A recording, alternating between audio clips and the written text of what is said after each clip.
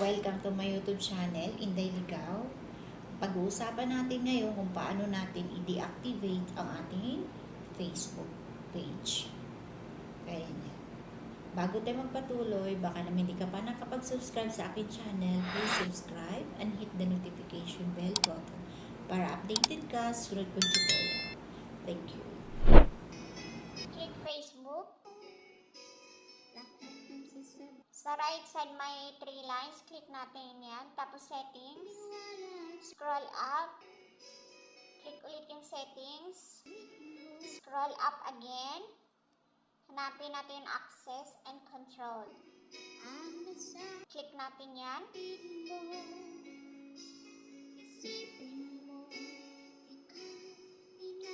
Deactivation and deletion. Ayan, click natin yung arrow. Ayan, deactivate page.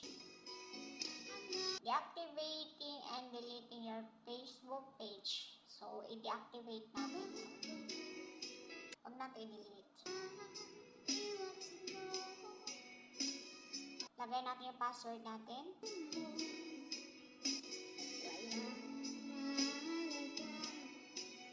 Click to continue. Ayan. Deactivating your Facebook page. So, meron siyang 10 choices dito.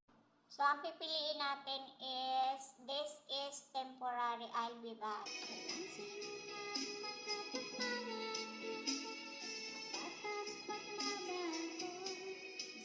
Tapos, click to continue. Ayan. Do you want to log out instead? So, gusto ko deactivate. So, meron siya nitong 1 day, 2 days, 3 days. So, yung pinili ko is 3 days. So, click natin yung continue.